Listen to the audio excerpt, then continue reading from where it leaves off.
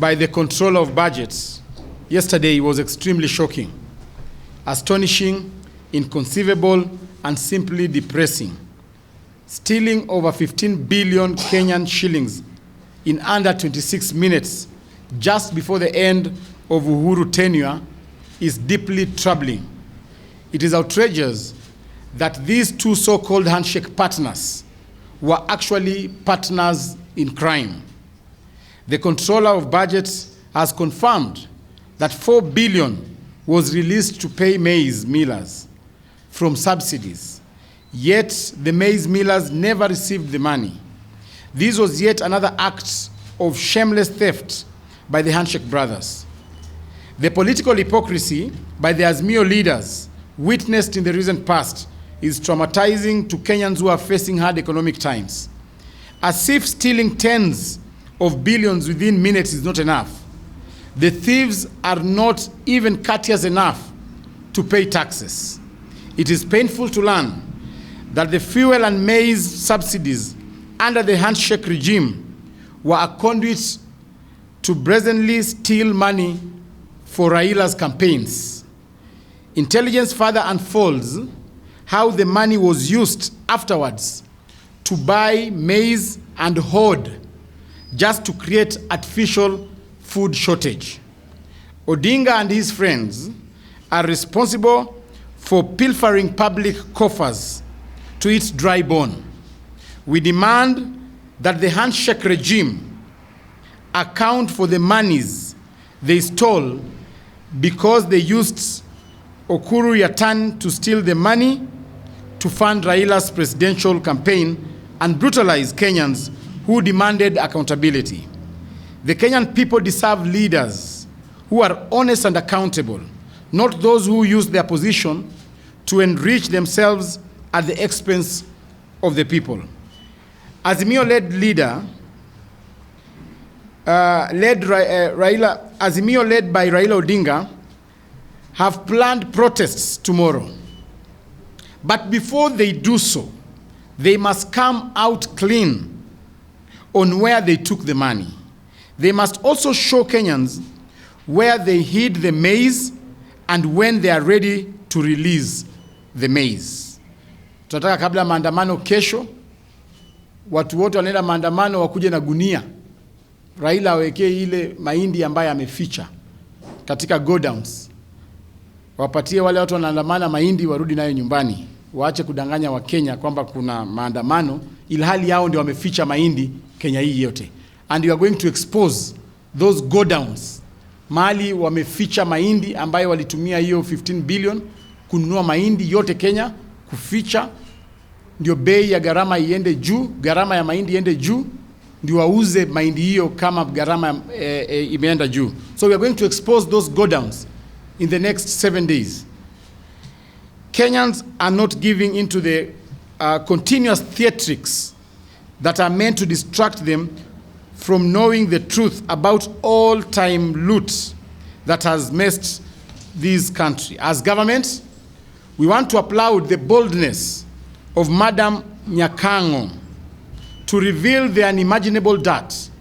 We also want to call upon any state officer or office holder that was coerced or intimidated to sign or illegally transact public monies to come out and confess.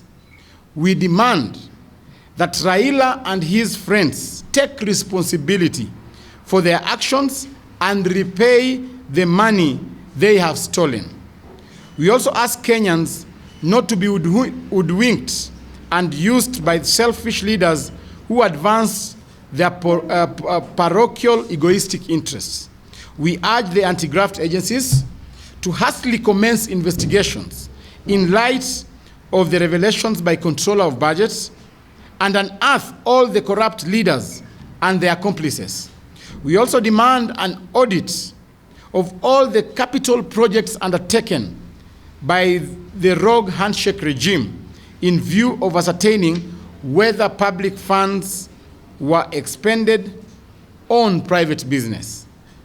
The investigations should not be limited to pilferage of public funds, but deliberate collapse of institutions, repatriation of looted money stashed on offshore accounts, and suspicious tax exemptions by compromised officers of Kenya Revenue Authority. To crush impunity, we demand the investigations. We demand that the investigations extend to those that misused public funds and public facilities, ordered extrajudicial killings, forced disappearances, and wanton destruction of livelihood through a weaponized criminal justice system. All the culpable public officers who are used to steal from Kenyans must face the full force of law, and no amount of maandamano or cajoling will save them from the wrath of wananchi, and independent authority constitutionally mandated to execute their mandate. Kenyans want food, not maandamano. Kenyans deserve justice, not maandamano. So we are telling Raila Amolo Odinga that kesho unapoamka asubuhi kujaribu kufanya maandamano, we shall want you upeleke wale watu wote ambao unafanya nao maandamano kwa zile go down ambazo wewe na marafiki zako mulitumia shilingi bilioni 15 ambazo ziliibiwa kwenda kununua mahindi na kuficha katika hizo go down. Tungependa hizo go down zivunjuliwe mbali na wananchi wapewe hiyo chakula. Tuache kudanganya wananchi. Jambo la pili, tungependa pia kusema kwamba hii sarakasi yote ambayo inafanywa na watu wa Azimio ni kwamba wanatafuta handshake. Up to yesterday evening, they were sending people to see if they can have a talk with our president. Tunataka tuambie watu wa Azimio, don't contemplate. Don't even entertain the imagination that you can have a handshake with His Excellency President William Samoei Ruto. This time round, the only handshake our president is going to have is the handshake between him and wananchi. We are not going to deal with political brokers this time round. So tunawaambia kwamba hata mufanye maandamano kiasi gani, hata mukae kwa lami mara ngapi, this time round no handshake. Wale watu mulituma jana, tumewaambia kwamba hamtaona rais. Raila, ukitaka kusalamiana handshake, kuja tafuta Secretary General kwanza, ndio uende uanze kusumbua rais kule Ikulu. Kuja hapa Hustlers Center, we will deal with you here. Lakini hakuna mambo ya handshake this time round. Wewe tumekufungulia, kesho fanya maandamano, ukimaliza enda nyumbani. Kesho ingine fanya maandamano, ukimaliza enda Bondo. But we are not going to negotiate with people who are brokers, people who have stolen from the coffers of Kenyans. We are saying that it is time we are going to unearth the truth. Kutoka kesho, tuko na mpangilio dhabiti ikiongozwa na naibu wa rais wetu Bwana Rigathi Gachagua. Anaenda kusoma majina ya wale watu waliiba hiyo pesa. Anaenda kusema mahali hiyo pesa ilienda, ile chakula wamenunua na wameficha katika go downs. Naibu wa rais anaenda kufichua. And brace yourself for hard times ahead. So ningependa kukaribisha viongozi wenzetu pia